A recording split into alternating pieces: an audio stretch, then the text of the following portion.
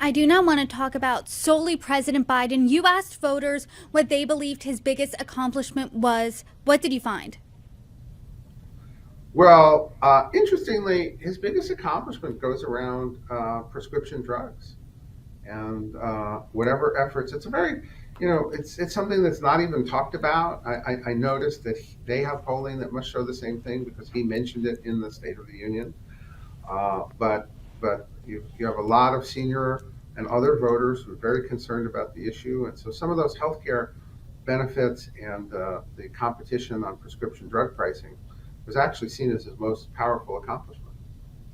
Do you think, though, then the Democrats and President Biden should be running on that? Because you just said you don't really hear that. Do you think they should be touting that accomplishment a bit more loudly? Yes, absolutely. I mean, I think the poll shows a pretty good roadmap on that. That they would want to talk that out. The answer that got the most votes is none when asked what's the biggest accomplishment as president of President Biden's. Is that surprising? It's not exactly surprising, as I've seen that before, and also because there's such a large counter base of about 40% who are just solid Republicans. I think both candidates here are going to get kind of a large none vote on this. And on the flip side, what did voters find was President Biden's biggest failure? Well, it's interesting when we would ask this question 6 months ago, people said Afghanistan, and today they said the border. And it just underscores the extent to which the border and weak leadership in foreign affairs is also, very important. To the extent he came out and he was a strong supporter of Israel, and now today they've even backed, a ceasefire resolution.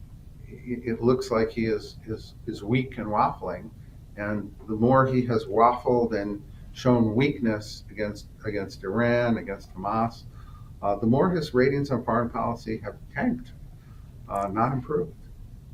Has not had any meaningful failures, is tied for second to last. Does that spell out bad news for Biden?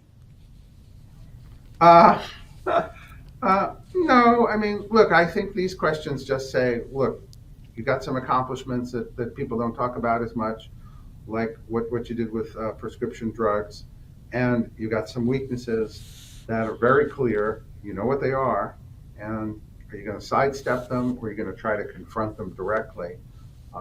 If you can win even with these strengths and weaknesses, but it'd be a lot easier if you could take the weaknesses off the table.